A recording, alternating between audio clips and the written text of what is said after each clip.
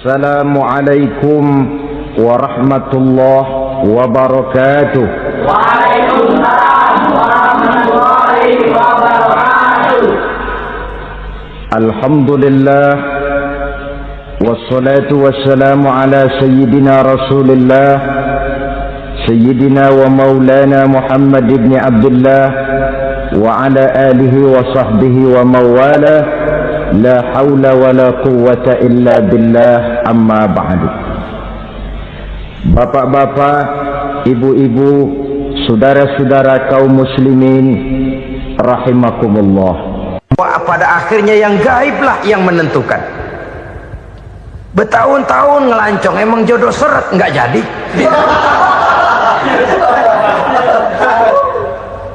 Begitu kenal baru setengah malam nginep ditangkap hansip kan.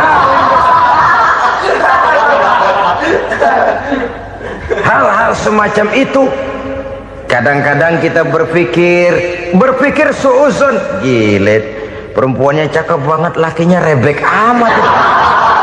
Memang begitulah jodohnya. Saudara hadirin ma'asyiral muslimin yang saya hormati, jadi hal-hal yang konkret saja kita yakini sepenuhnya ditentukan oleh satu superpower yang gaib itu tadi. Dari sanalah segala ketentuan itu berangkat dan kesanalah segalanya akan kembali. Maka kepercayaan kepada yang gaib meluruskan gerak hidup seseorang dan itu akan mengantarkan dia kepada meraih kemenangan. Satu. Yang kedua, wa yuqimuna shalah. Orang bertakwa yang akan meraih kemenangan itu adalah orang-orang yang mendirikan sholat. Kenapa sholat mengantarkan orang untuk meraih kemenangan? Yang jelas, inna sholata tanha anil fahsya'i wal munkar. Sholat mampu mencegah manusia dari perbuatan keji dan munkar. Banyak filsafat hidup yang terkandung di dalam sholat ini. Sejak kita wudhu sampai kita menghadap ke arah kiblat, sampai kita melakukan gerak-gerak sholat, bacaan-bacaan yang ada di dalam sholat, lalu sampai kepada mengucapkan salam. Banyak filsafat hidup yang terkandung di dalam sholat. Umpamanya saja, setelah takbiratul ihram mulai kita dengan sholat dalam posisi berdiri, diajarkan dalam kitab-kitab fikih agar kita melihat ke arah tempat sujud. Ini kan filsafat kehidupan. Kalau kamu sholat dalam posisi berdiri, lihat tempat sujud. Jangan sholat mata jelalatan, sebab nanti bisa mengurangi kekhusyuan. Jadi wajar kalau yang dikatakan bahwa yang paling afdol adalah shaf yang di depan. Kenapa? Secara harfiah pengertiannya akan lebih mengundang kekhusyuan. Kenapa? Kalau kita di shaf paling depan di masjid umpamanya paling banter kita lihat tembok. Tapi kalau kita shaf di tengah atau di belakang, orang-orang di depan kita pun akan kelihatan. Yang bajunya loreng, yang bajunya genggang, yang bajunya macam-macam. Kita lihat, kadang-kadang kita pikirin, ada yang bajunya bolong. Kita sholat tapi dalam hati, ini orang bajunya robek yang nggak tahu apa. Ada saja hal-hal yang mengusik kekhusyuan kita. Oleh sebab itu diajarkan dalam posisi berdiri, lihat, arahkan pandangan matamu kepada tempat sujud. Ini kan filsafat kehidupan. Maksudnya apa? Kalau lagi diri lihat dong tempat sujud. Kalau udah di atas ingat dong sama yang bawah. Kalau sudah tinggi ingat dong dari mana kamu berangkat. Kalau sudah berkuasa bantu dong yang lemah. Kalau sudah kaya santuni dong yang miskin. Kalau sudah alim bimbing dong yang awam. Ini filsafat kehidupan. Dalam posisi berdiri kau lihat tempat sujud. Ini akan melahirkan kepekaan sosial di mana seseorang mau tahu kepada orang lainnya. Bagaimanapun kaya kita, tinggi pangkat dan jabatan kita, jikalau hidup hanya untuk kepentingan perut sendiri saja, rasanya belum membawa manfaat di dalam kehidupan kita. Tapi efek yang tertinggi sesungguhnya, sholat mencegah manusia dari perbuatan keji dan munkar.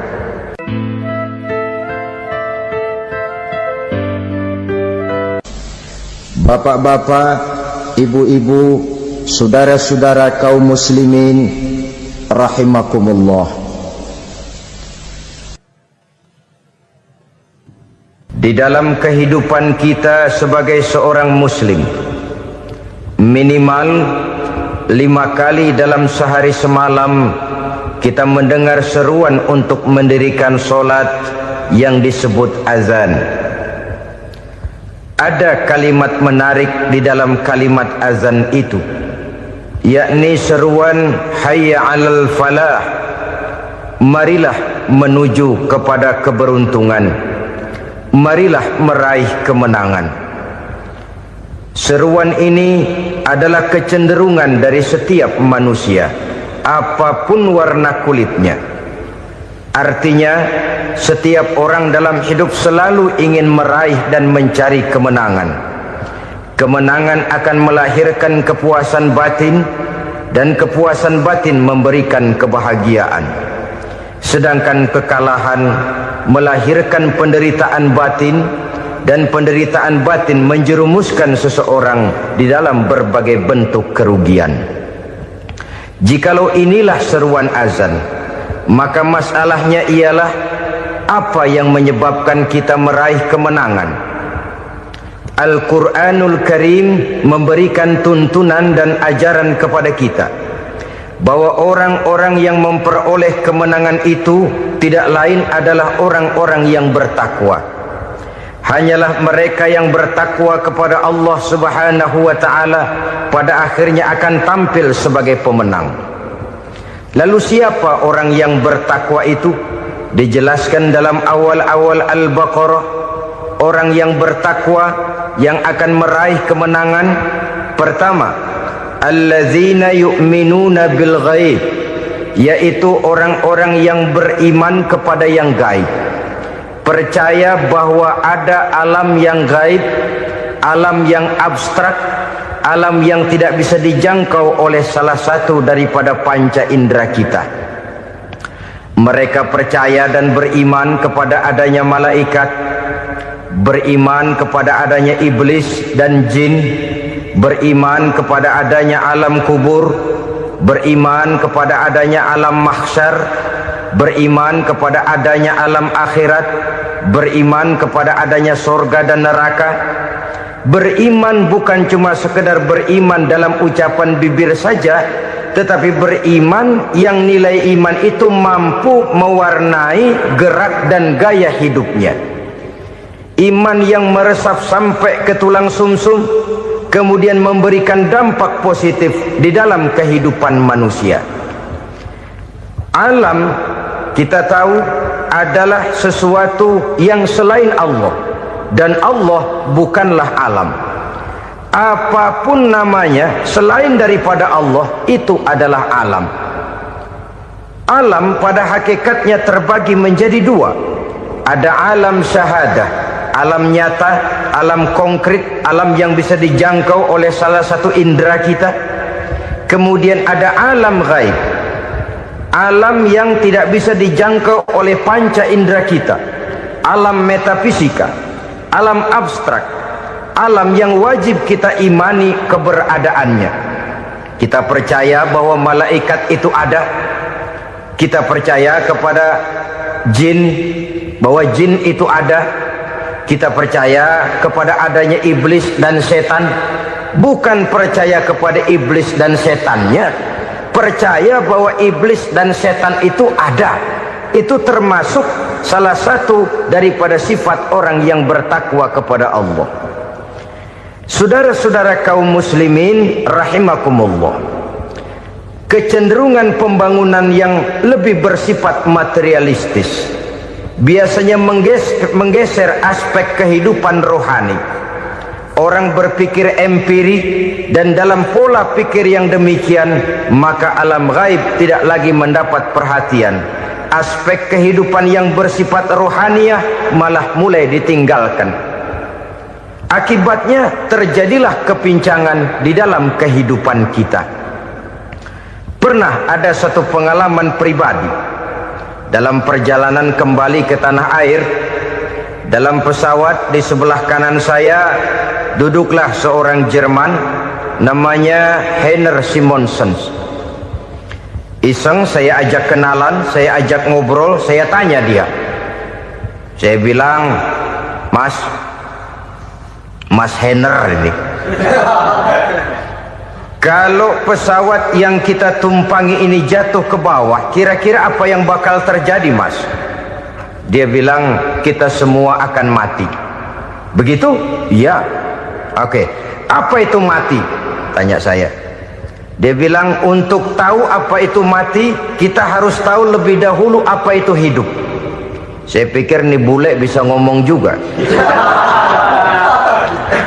Baiklah kata saya. Apa hidup menurut Anda itu? Oh, hidup itu dia bilang, kalau seluruh anggota badan kita bekerja secara normal. Paru-paru memompa darah secara normal, jantung berdetak secara normal, sel-sel tubuh bekerja secara fit, dan organisme tubuh hanya mau bekerja secara normal. Dia bilang, kalau kita memberi makan yang cukup, menu yang teratur, dan gizi yang lengkap. Saya bilang, kesimpulannya apa, Ner? Dia jawab, hidup adalah dari tangan ke mulut. Life is from the hand to the mouth, kata dia. Hidup adalah dari tangan ke mulut. Jadi masalah hidup tidak lebih daripada masalah isi perut. Orang pergi pagi, pulang sore, peras keringat, banting tulang, perut yang dibelain. Saya bilang, you are wrong. Sampean salah, Ner. Kamu orang Islam bukan? Bukan. Pantas.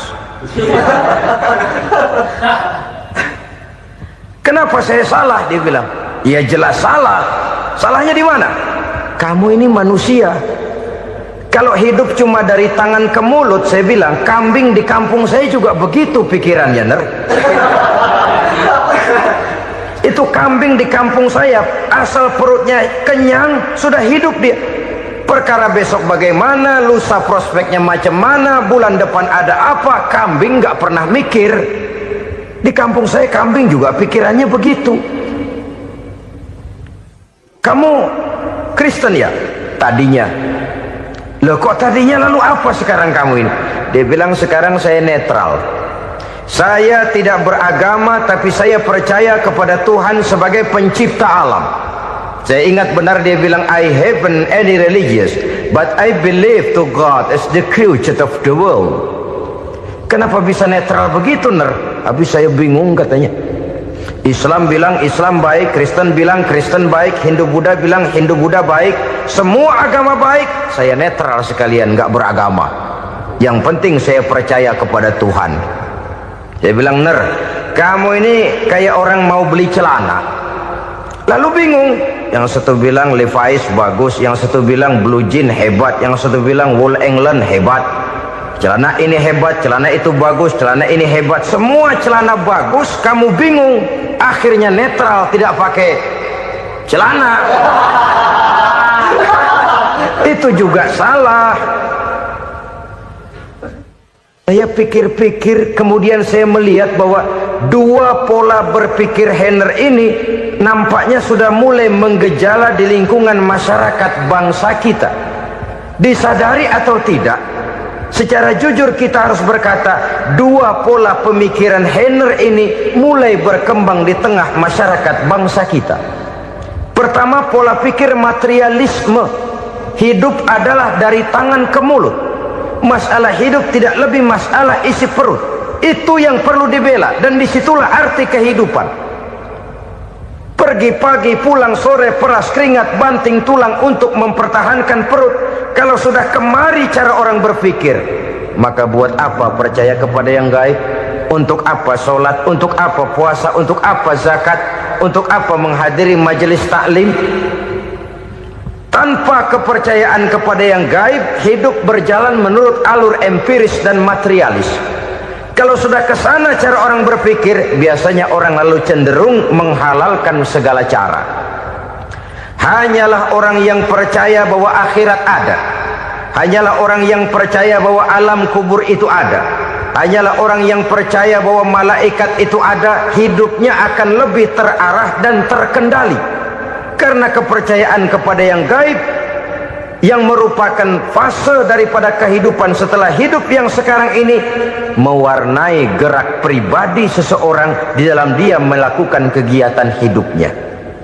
Pola berpikir materialisme, disadari atau tidak, mulai menggejala di lingkungan masyarakat bangsa kita. Hidup tidak lebih dari urusan tangan ke mulut, mulut ke tangan, tangan ke mulut. Asal perut sudah kenyang, hiduplah sudah. Perkara bagaimana prospek hari yang akan datang, bagaimana akhirat, tidak jadi persoalan. Ini yang oleh Nabi diperingatkan, ad-dunya sijnul mu'min wa jannatul kafir. Dunia adalah penjara bagi orang beriman dan surga bagi orang kafir. Dulu di zaman Belanda hadis ini pernah disalah tafsirkan, disalah artikan, digunakan sebagai senjata untuk mengkebiri dan membuat impoten umat Islam. Sudahlah umat Islam gak usah macam-macam, kata Belanda. Dunia ini kan penjara buat orang Islam, surga buat orang kafir. Di penjara jangan bertingkah.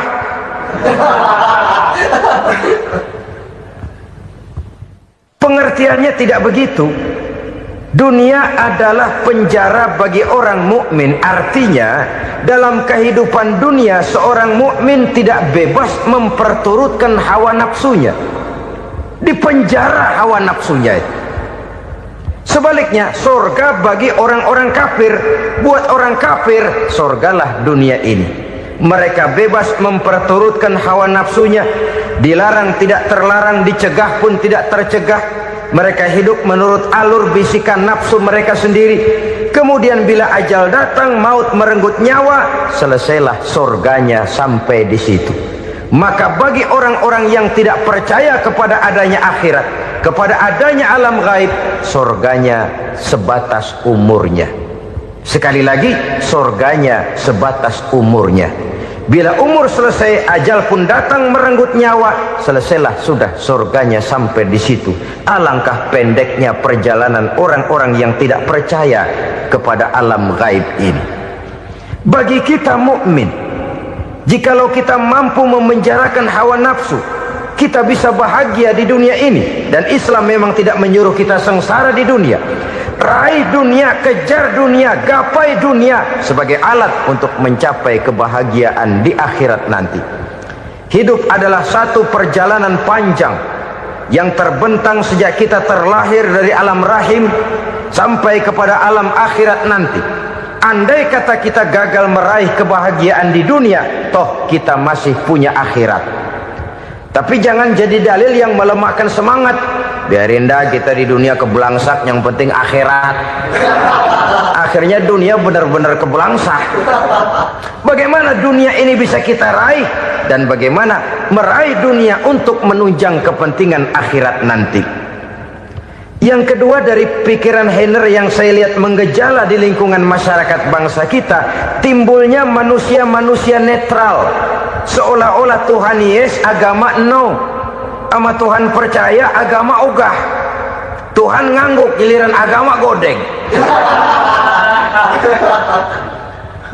Padahal hampir dalam setiap ayat dalam Quran, kata-kata amanu biasanya bergandeng dengan wa amilus sholihat. Iman dan amal soleh. Ini sebagai isyarat Tuhan dan agama jangan pernah dipisah-pisah. Apabila kita bertuhan, maka kita harus beragama. Apabila kita beragama, maka agama itu harus bersumberkan dari Tuhan yang kita imani itu. Tidak mungkin kita pisah, Tuhan yes, agama no. Sama Tuhan percaya tapi agama bikin sendiri. Sembayangnya cukup bengong 2 jam madep ngulon.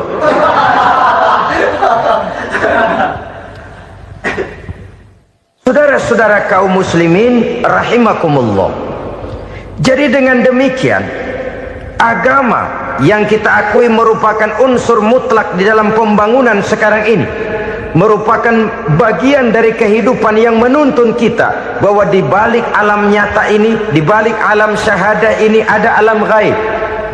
Dan mudabbir, murabbi, yang mengatur, yang menguasai, yang memelihara baik dia alam nyata, baik dia alam gaib, tidak lain adalah Allah Subhanahu wa ta'ala. Di sana ada satu super power, satu maha kekuatan yang kita perlu bersandar kepadanya. Sebagai makhluk nyata yang hidup di alam nyata, berbuatlah secara nyata sebagaimana harusnya kita berbuat. Karena Islam jelas bukan agamanya orang pemalas. Islam jelas bukan agamanya orang yang mengajarkan setelah selesai sholat boleh duduk, nggelenggem ayam-ayam, ndelohom, menghitung bintang di langit sambil menunggu keajaiban. Tidak.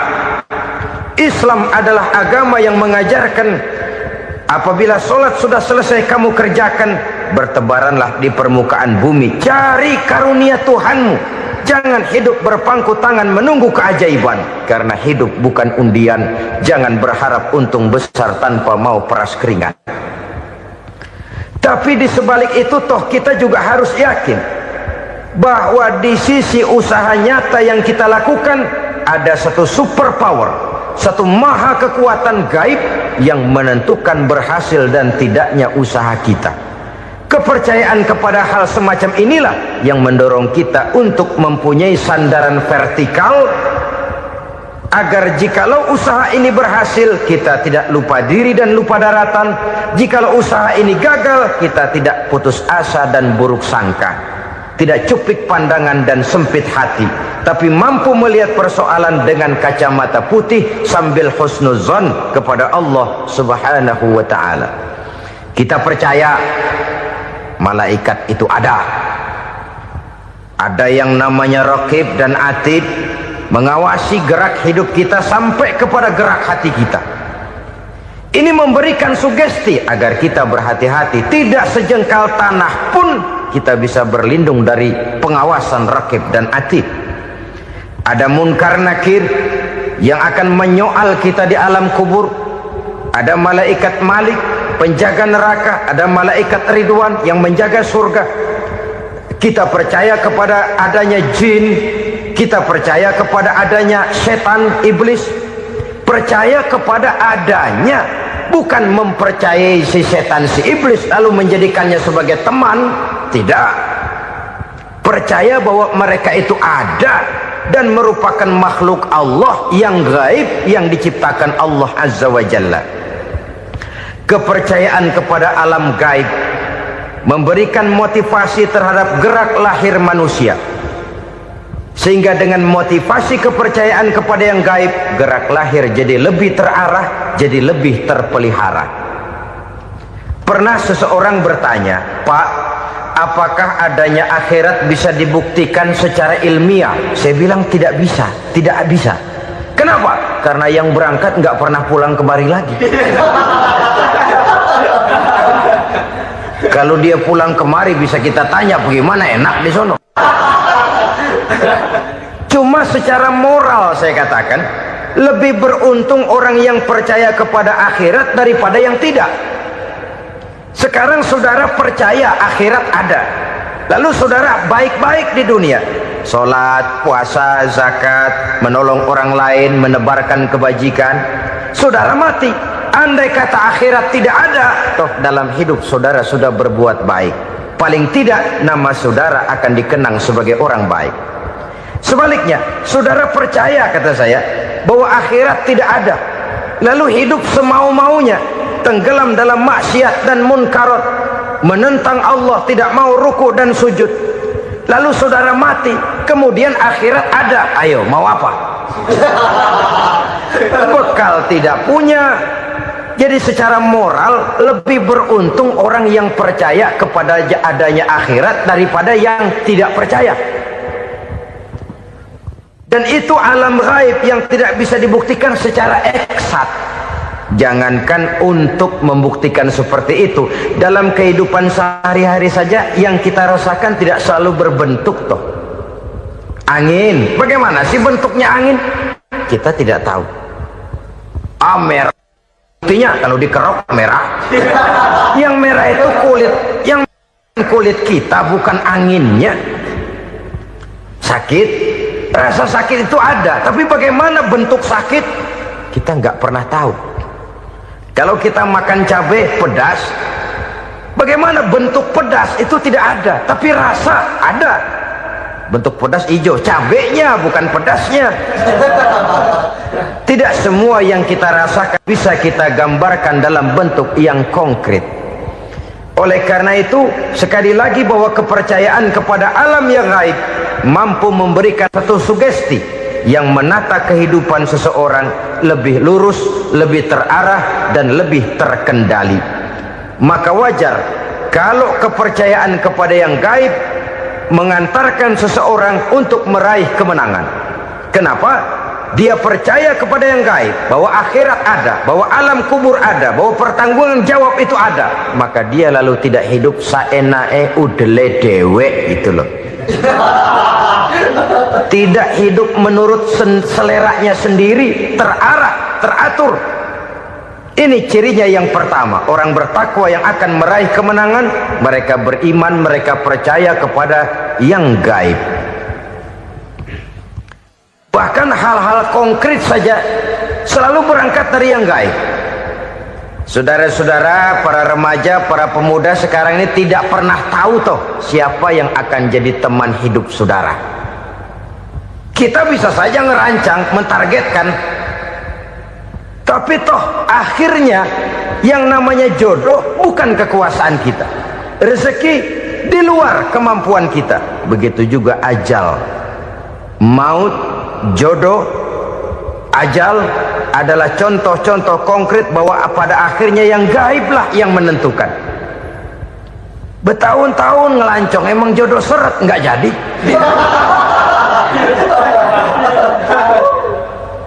Begitu kenal baru setengah malam nginep ditangkap hansip kan.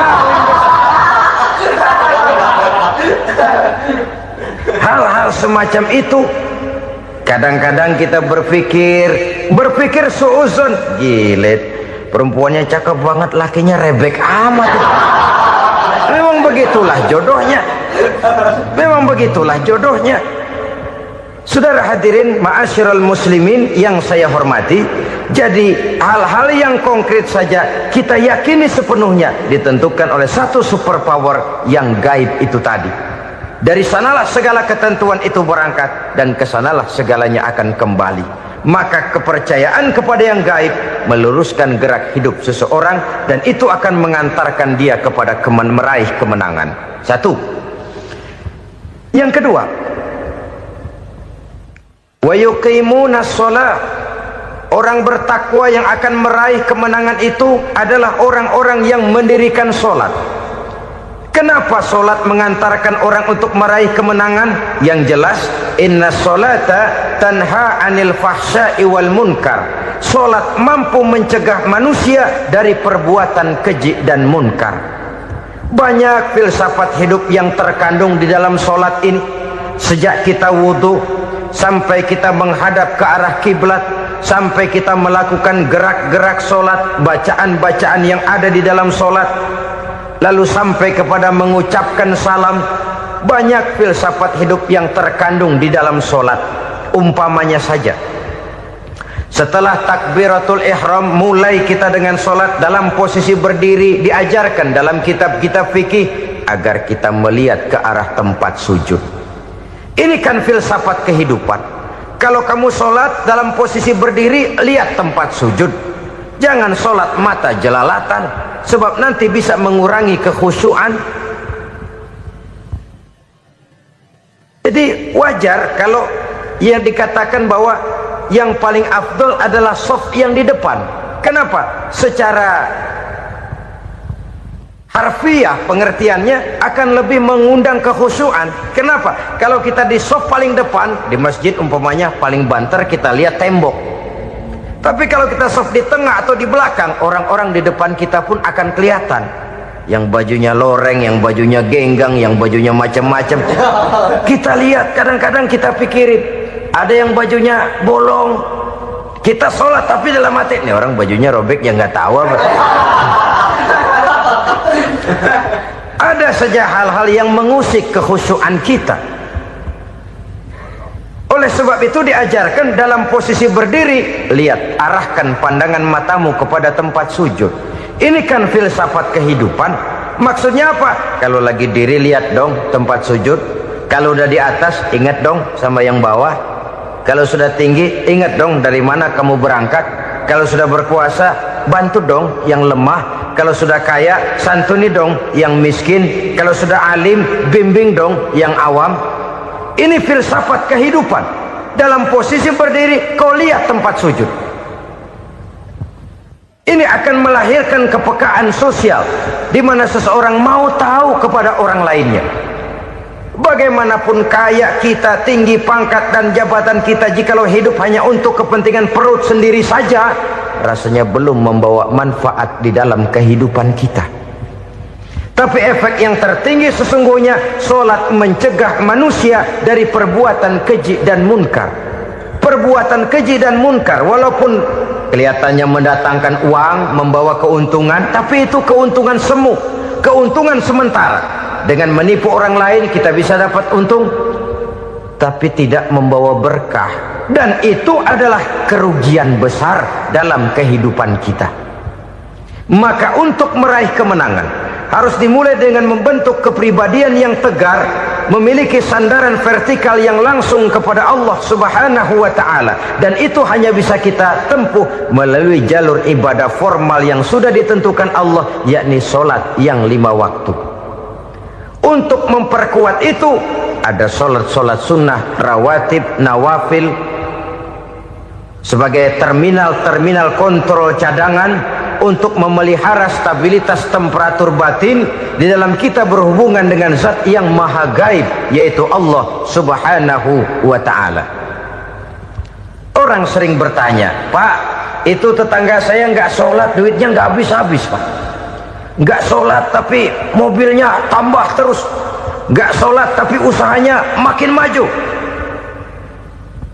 Tapi di sisi lain ada orang yang rajin sholat, rezekinya butak bener, anaknya mana kurus, mana korengan. Saudara hadirin ma'asyiral muslimin rahimakumullah, harus saya katakan bahwa solat memang bukan untuk cari duit. Solat adalah sandaran vertikal kita kepada Allah. Sedangkan soal rezeki itu berkaitan dengan sifat Allah maha pengasih dan maha penyayang. Allah maha pengasih, siapapun dikasih kalau mau usaha. Allah maha penyayang, tidak semua orang disayang oleh Allah Azza wa Jalla. Dan belum tentu banyak harta itu merupakan nikmat. Mungkin juga istidraj. Artinya istidraj itu dikasih tapi diambulin, kalau bahasa Betawinya. Dikasih tapi diambulin, itu bukan merupakan nikmat sesungguhnya, lebih merupakan azab dari Allah Subhanahu wa ta'ala.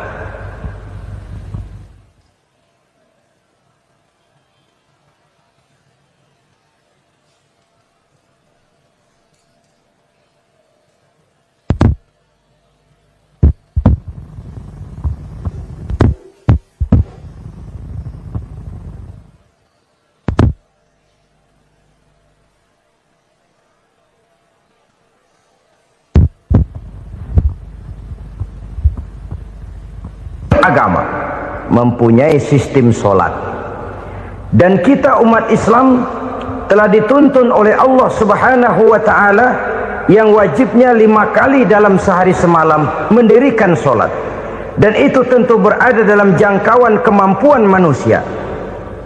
Pada awalnya barangkali kita memang merasa solat itu satu kewajiban, tapi semakin kita hayati makna, manfaat dan filsafat yang terkandung di dalam ajaran solat, semakin sampai kita kepada keyakinan bahwa solat adalah keperluan kita. Sehingga pada waktu tertentu dinilai puncaknya, kita tidak lagi akan berkata saya wajib solat, tapi kita akan berkata saya perlu solat. Kalau kita sudah merasakan itu adalah keperluan kita, nah di sanalah kita baru akan merasakan ruginya kalau hal itu tidak kita laksanakan. Sepanjang kita masih berkata saya wajib sholat, kita akan lebih merasakan dia sebagai beban ketimbang sebagai keperluan. Yang jelas Allah tidak memerlukan ibadah yang kita laksanakan ini. Dengan kata lain, Andai kata satu dunia penuh ini orang tidak ada yang sholat satu pun, Allah tidak akan turun dari jabatan Tuhan. Jangan lalu berpikir kalau kita ngambek se-RW kagak sembahyang Tuhan tekor kali ini ya. Tentu tidak. Itu perlunya kita, bukan perlunya Allah. Dan pada induknya kita akan berkata, saya perlu agama. Kalau secara induk kita sudah memerlukan agama, maka konsep-konsep yang ada di dalam ajaran agama itu pun adalah juga merupakan keperluan kita. Baik dia bernama sholat, baik dia bernama puasa, baik dia bernama zakat, baik dia bernama haji, seluruhnya adalah keperluan kita.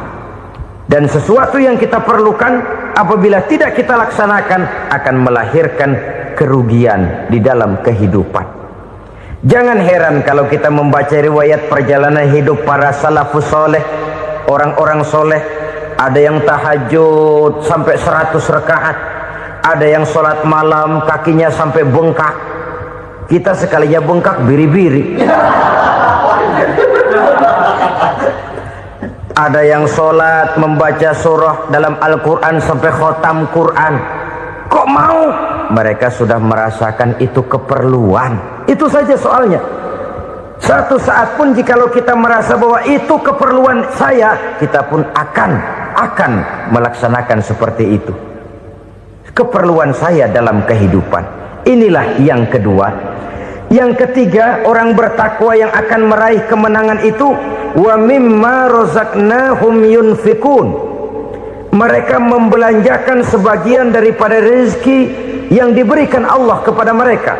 Mereka infakkan di jalan Allah. Ada satu dialog menarik. Satu hari seorang anak muda bertemu dengan seorang kakek-kakek yang sudah dikenalnya baik. Bertanyalah anak muda ini, "Kek, umur kakek berapa tahun?" 15 tahun, kata si kakek.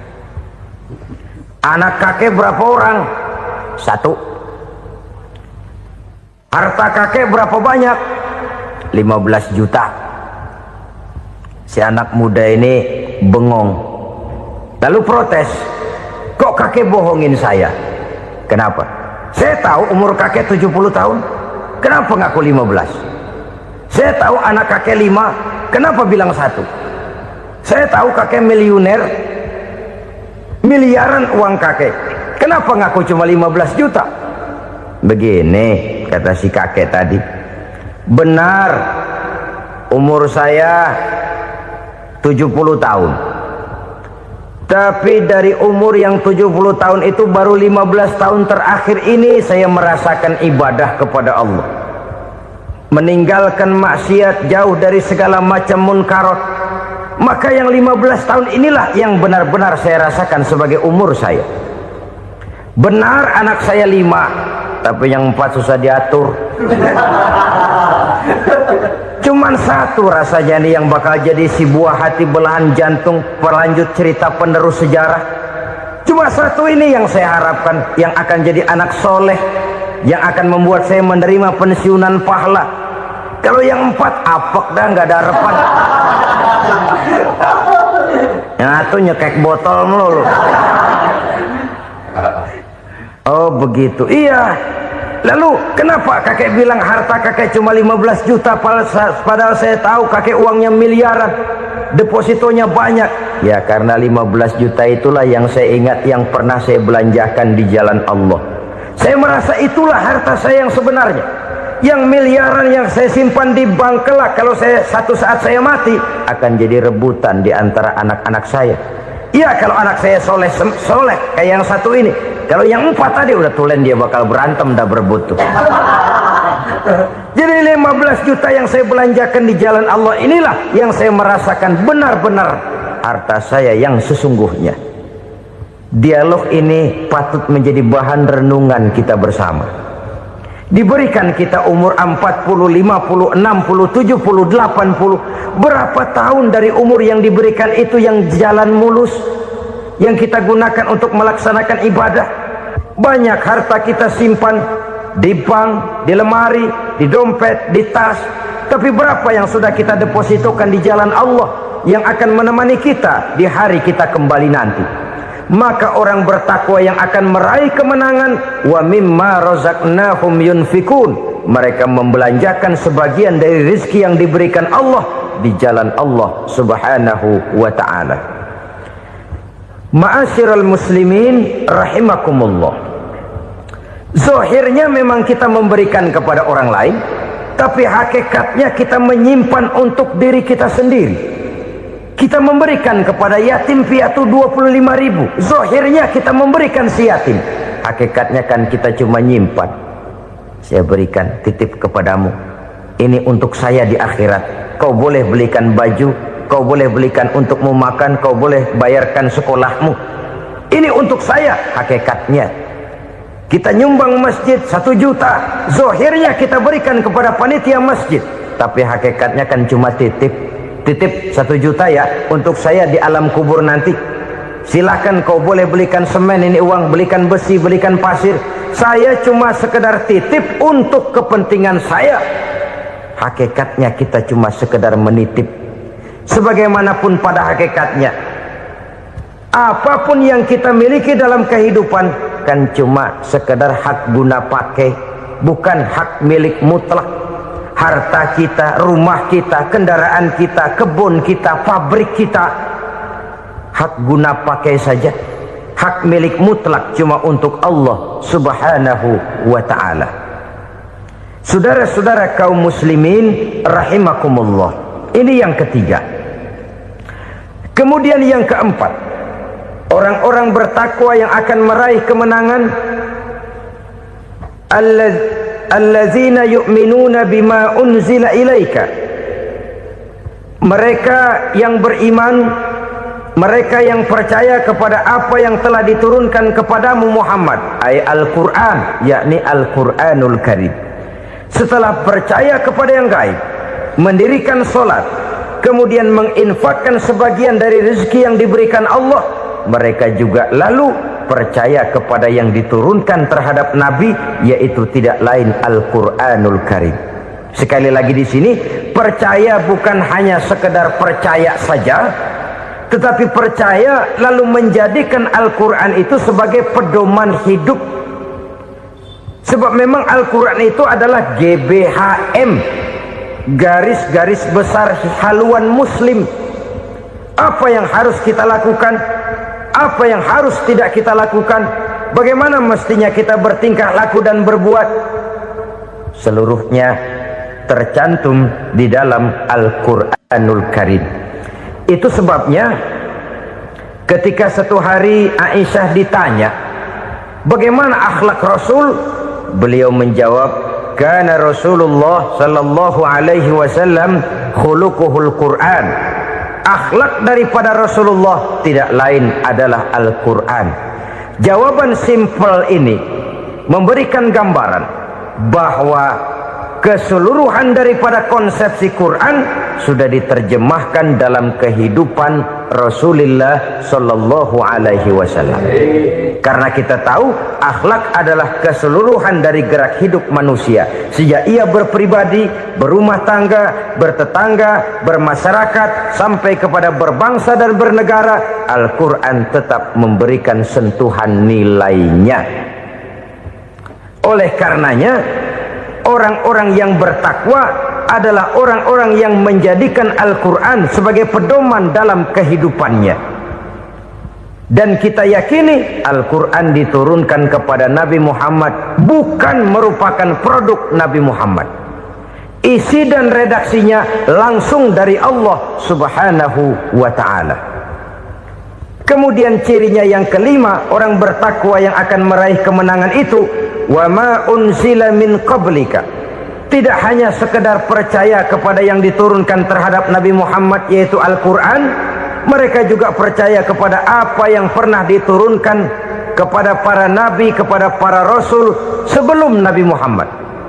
Percaya kepada adanya suhuf, percaya kepada adanya Taurat, percaya kepada adanya Injil, percaya bahwa Allah dahulunya sudah menurunkan Taurat kepada Musa, percaya bahwa Allah sudah menurunkan Injil kepada Isa, percaya Injil ada, Taurat ada, diturunkan Allah untuk Isa dan Musa, tetapi tidak wajib mengamalkannya karena kita sudah diberikan Al-Quranul Karim. Ini yang perlu saya garis bawahi. Kita percaya Allah telah menurunkan Injil dahulu kepada Isa. Kita percaya bahwa Allah telah menurunkan Taurat dahulunya kepada Nabi Musa. Kadang-kadang ini dijadikan dalih, dikacaukan pengertiannya. Quran saja mengajarkan bahwa orang yang bertakwa harus percaya kepada Injil, maka pakailah Injil. Apalagi kalau ayat sebelumnya ditilap, dihapus, dihilangkan, Injilnya yang ditekankan, maka akan terjadilah penekanan yang salah arah. Karena salah arah akhirnya bisa merusak dan menghancurkan akidah. Ketika Rasul suatu saat pernah ditanya orang, "Ya Rasul, bagaimana sikap kita sebagai muslim terhadap Injil yang ada sekarang?" Beliau menjawab, "La tukadzibuhu jami'an wa la tusaddiquhu jami'an." Jangan didustakan seluruhnya, jangan juga dibenarkan semuanya. Artinya, ini sudah merupakan gambaran dari Rasul bahwa dalam Injil yang ada sekarang masih ada ajaran-ajaran tauhid yang dibawa oleh Nabi Isa dan diajarkan kepada umatnya. Tapi juga dalam Injil yang sekarang ini sudah terkena intervensi dan investasi manusiawi. Karena itu Rasul menyimpulkan, la tukadzibuhu jami'an wa la tusaddiquhu jami'an. Jangan didustakan semua, jangan dibenarkan seluruhnya. Kita memang percaya Allah telah menurunkan Injil kepada Nabi Isa dulu, tapi kita tidak wajib mengamalkan Injil. Kita percaya Allah telah menurunkan Taurat kepada Nabi Musa, tapi kita tidak wajib mengamalkan kitab ajaran Taurat. Yang wajib kita percayai dan kita amalkan hanyalah Al-Quranul Karim. Kenapa? Oleh karena baik yang ada di dalam Taurat, baik yang ada di dalam Injil, tentu tercakup di dalam Al-Quran sebagai kitab terakhir yang diturunkan oleh Allah Subhanahu wa Ta'ala. Dan itu wajar. Kalau seorang pejabat mau mengeluarkan satu keputusan baru, tentu dia harus meninjau keputusan-keputusan lama. Andai kata dianggap tidak berlaku, dianggap tidak relevan lagi, maka keputusan-keputusan lama itu tentu sudah dianggap tidak berlaku. Sebagian daripada aturan-aturan dalam keputusan lama yang masih dianggap relevan tercantum dalam keputusan baru yang wajib diamalkan. Begitulah hubungannya antara Al-Quran, Taurat, Zabur, dan Injil. 4 kitab samawi yang diturunkan Allah masing-masing kepada Zabur untuk Nabi Daud, Taurat untuk Nabi Musa, dan Injil untuk Nabi Isa alaihi wassalatu wassalam. Ketiga-tiga kitab itu kita percayai adanya. Kita yakini Allah telah menurunkan Zabur, Taurat, dan Injil, tapi kita tidak wajib mengamalkannya. Yang wajib kita mengamalkannya sekarang ini tidak lain hanyalah Al-Quranul Karim saja, karena ia mencakup apa yang ada di dalam Zabur, apa yang ada di dalam Taurat, dan apa yang ada di dalam Injil. Keotentikannya bisa dipertanggungjawabkan.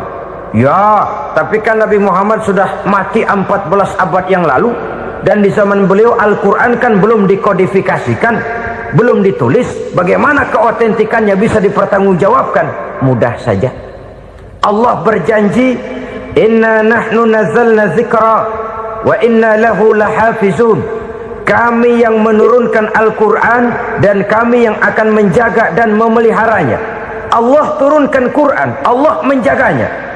Bagaimana cara Allah menjaga Al-Quran itu? Banyaknya orang-orang yang hafaz Al-Quran. Hafaz Al-Quran 30 juz, 114 surah, 6.666 ayat. Sehingga jangankan satu kata, jangankan satu ayat, satu kalimat saja berubah sudah akan timbul reaksi dan mudah dimengerti. Kenapa? Banyak orang-orang yang hafaz Al-Quran. Sedangkan pada setiap akhir tahun biasanya malaikat Jibril selalu mengadakan checking terhadap ayat-ayat yang diturunkan pada waktu itu. Di zaman Nabi sendiri sudah ada usaha kodifikasi. Dan yang lebih luar biasa lagi, sampai hari ini tidak seorang pun mampu membuat satu ayat saja semacam Al-Quran. Ke bahasa manapun dia diterjemahkan, naskah aslinya tetap ikut, rujukan dasarnya tetap ada. Berdasarkan itu maka tidak mungkin terjadi penyelewengan terhadap atau pemalsuan terhadap ayat-ayat Al-Quranul Karim. Kesuciannya, keotentikannya, kemurniannya bisa dipertanggungjawabkan. Ma'asyiral muslimin rahimakumullah. Oleh karenanya, konsepsi dasar daripada ajaran Islam ini memang tidak lain adalah Al-Quran dan Sunnah. Isi daripada agama Islam yang merupakan iman, Islam dan ihsan, konsepsi dasarnya tidak lain adalah Al-Quran dan Sunnah Rasulullah Sallallahu Alaihi Wasallam. Maka yang kita perlukan sekarang ini adalah terjemahan Al-Quran di dalam kehidupan kita. Dengan demikian, maka gaya kehidupan yang lebih Qurani itulah yang kita dambakan. Kita perlu memang terjemahan Quran dalam bahasa Inggris, dalam bahasa Belanda, dalam bahasa Jepang, tapi yang lebih kita perlukan adalah terjemahan Quran di dalam kehidupan kita. Konsekuen, tidak memanipulasi, ringan sama kita jinjing, berat sama kita pikul. Jangan kalau lempengan ayat Quran tuh kira-kira enak diamalin, keras teriakan kita. Giliran kira-kira ayat Quran itu mukul kepala kita sendiri, diam kita. Itu ciri yang pernah disindir Allah dalam awal-awal Baqarah juga. Ciri beragamanya orang yang munafik. Kullama adha'a lahum masyawfi, kata Allah, wa iza azlama alaihim qamu. Apabila terang mereka jalan, apabila gelap mereka berhenti.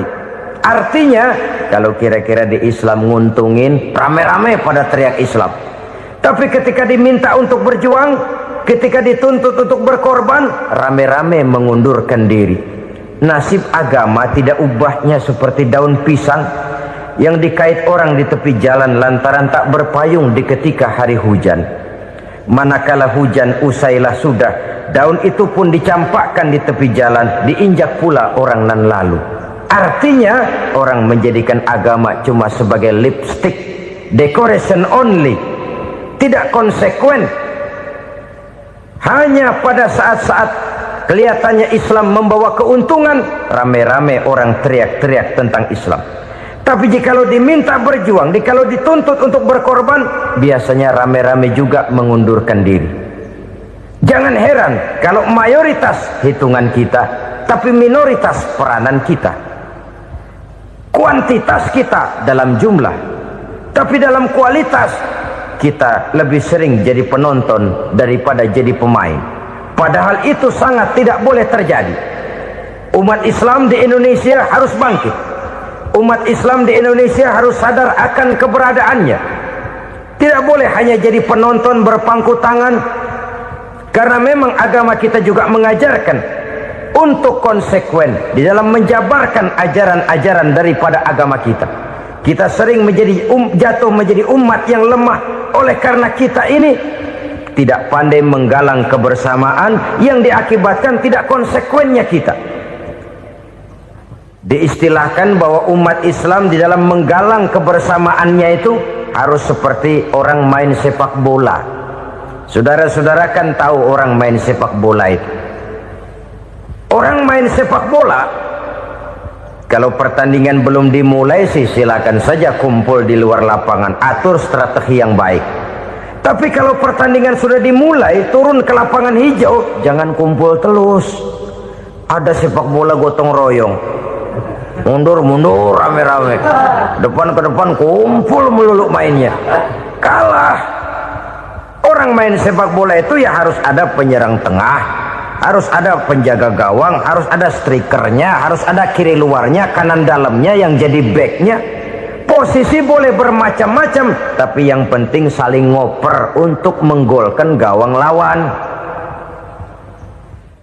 Begitulah umat Islam ini. Boleh ada yang jadi pejabat, boleh ada yang jadi pengusaha, boleh ada yang jadi petani, silakan ada yang jadi seniman, ada yang jadi penyair, ada yang jadi artis sekalipun.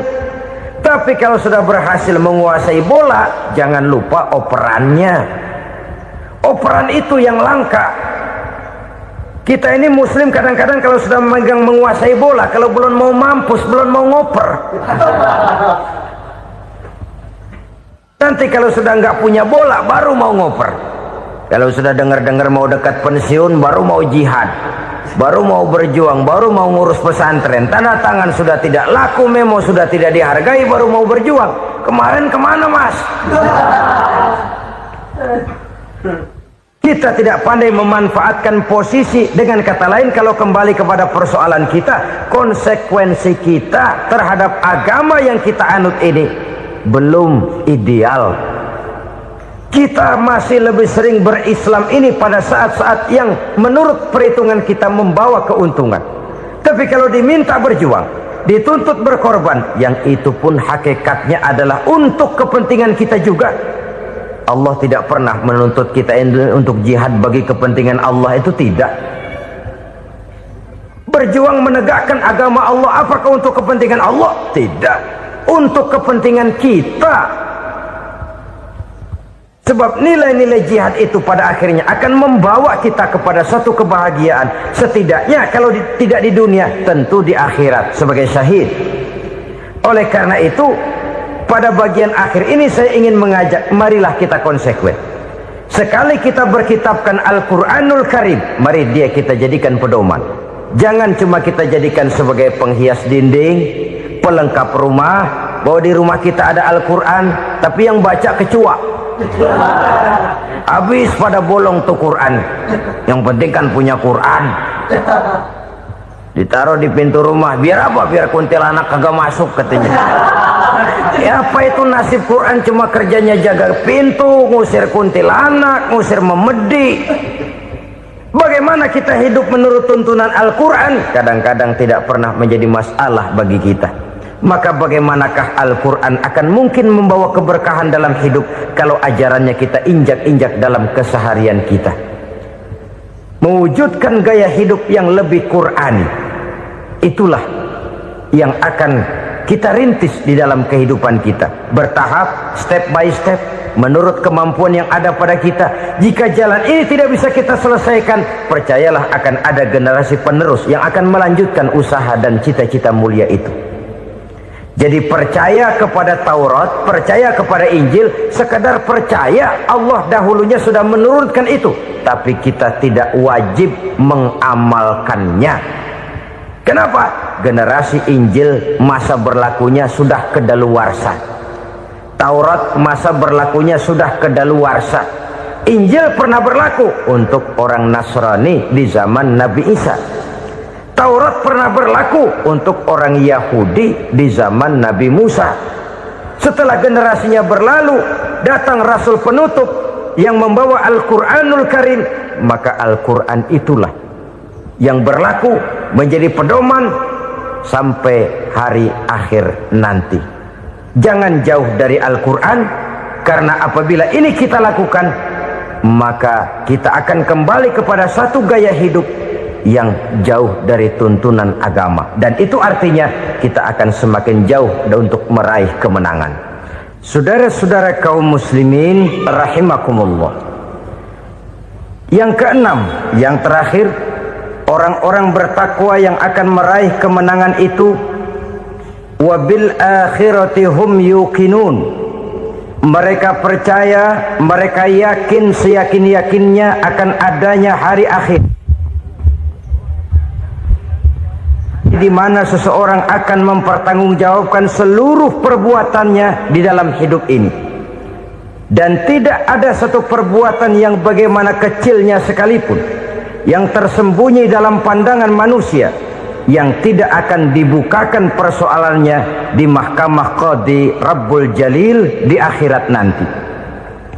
Itulah sebabnya maka percaya kepada akhirat disebut secara khusus Padahal di awal tadi sudah dijelaskan yu'minuna bil ghaib, percaya kepada alam gaib, dan alam gaib ini termasuk akhirat. Kenapa pada bagian akhir disebut lagi akhirat? Karena ternyata bahwa kepercayaan kepada adanya akhirat merupakan induk dari kepercayaan terhadap adanya malaikat, setan, jin dan lain sebagainya, dan akan lebih memberikan sugesti dalam kehidupan manusia untuk meluruskan gerak hidupnya. Jikalau satu saat tergerak hati akan berbuat kejahatan, ingin mencuri, sadarlah, awas ada akhirat.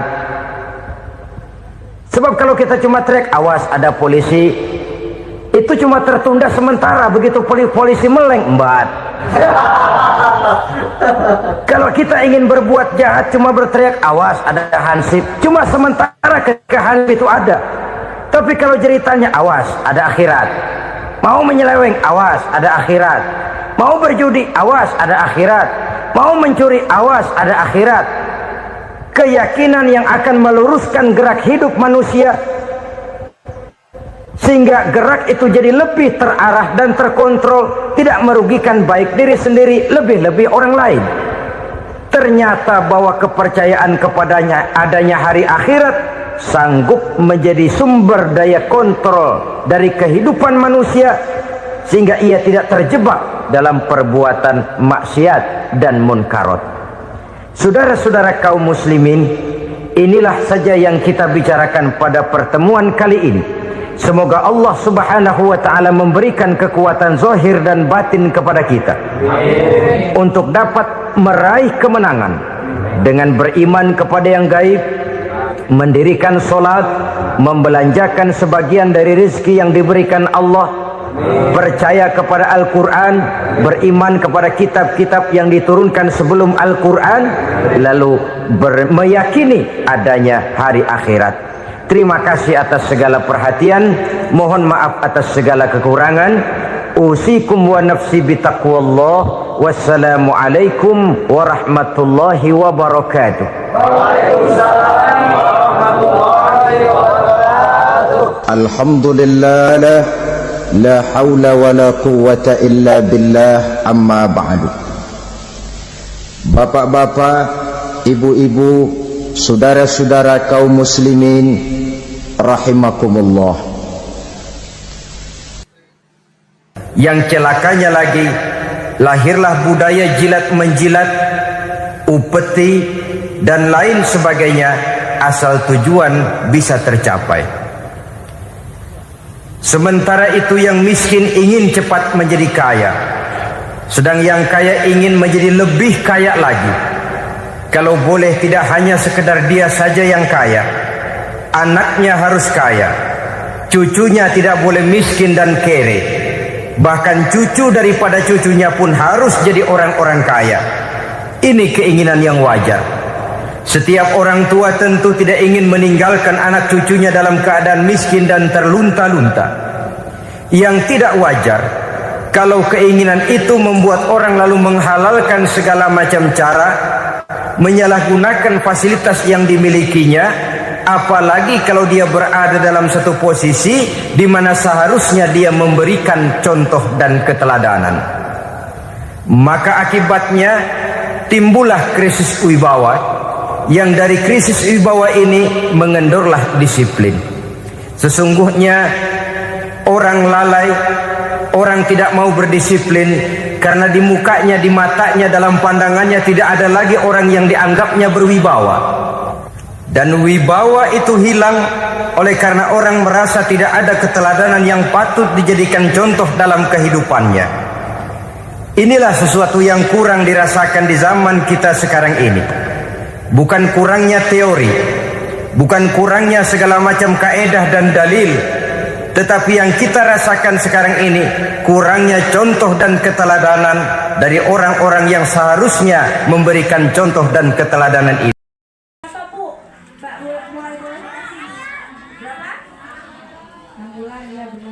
Jadi kalau dia hari ini pas 6 bulan, nah itu baru boleh dikasih. Jadi udah benar-benar 6 bulan baru boleh dikasih.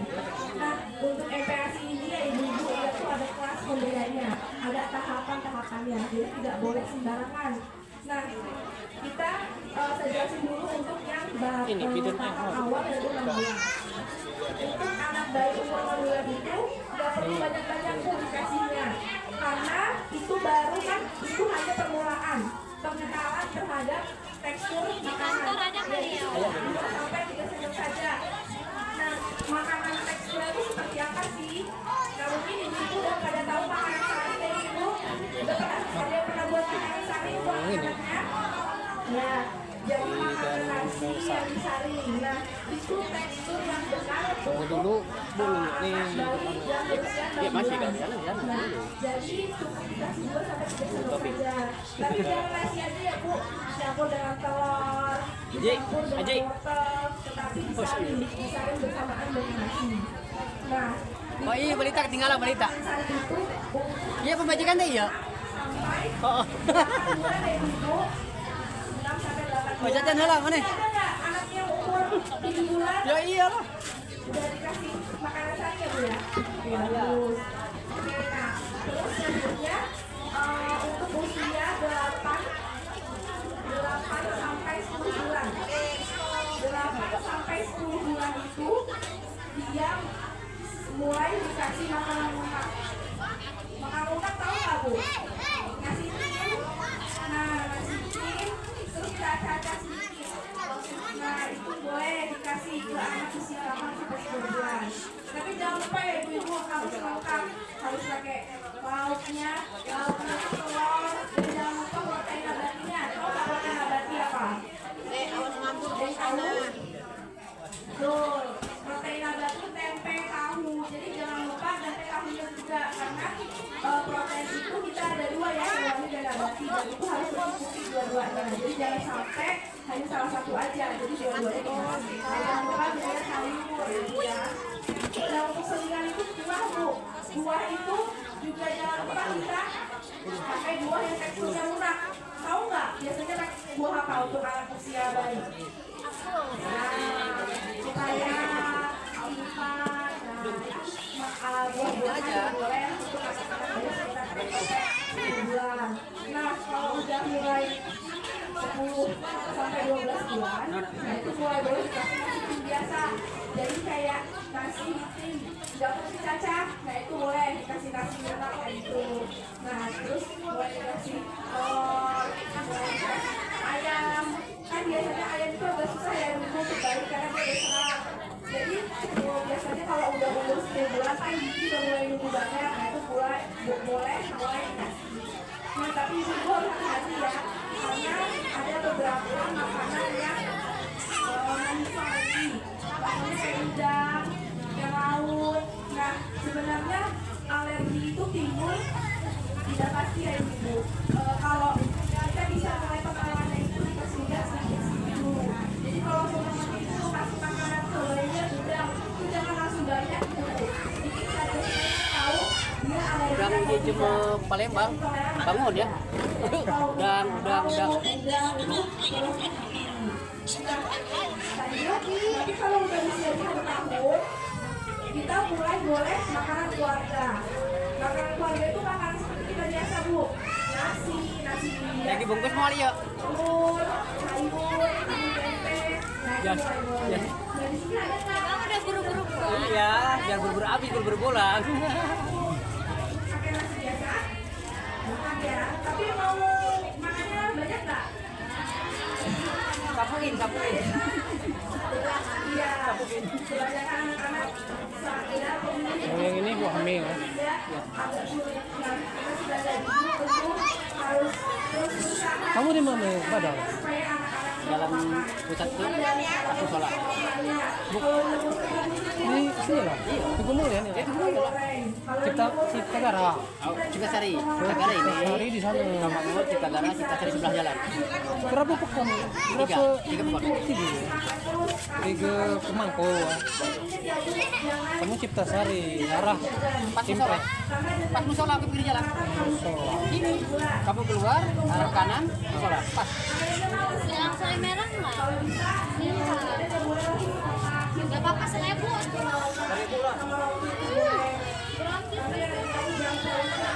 yang mawar.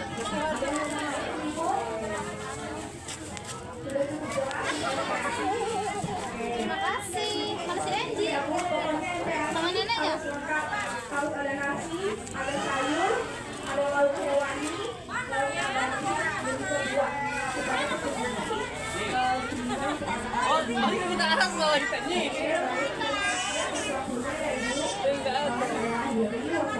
Wassalamualaikum warahmatullahi wabarakatuh.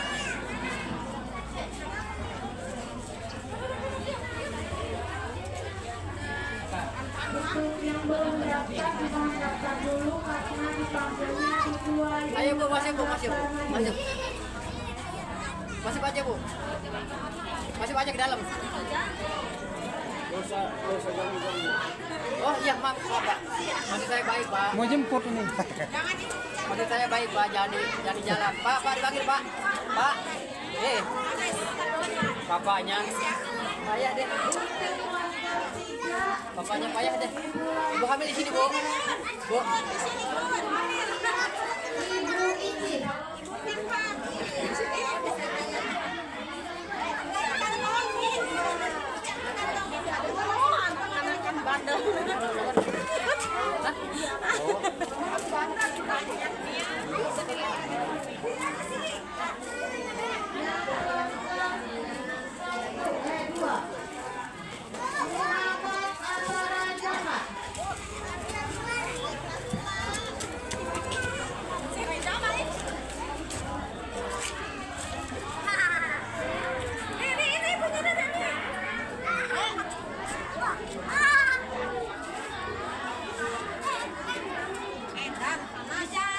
Alhamdulillah. Edan. Kasih hujan gila. Nanti gimana kapan dulu syukurnya? Kemarin aku gombrak, ini turun. Ngapain? Nyalanya kapasnya habis. No. Buka, jangan ada punya. Gini, lihat yang mama mainan. Enggak gitu mainnya tuh. Enggak gitu gini.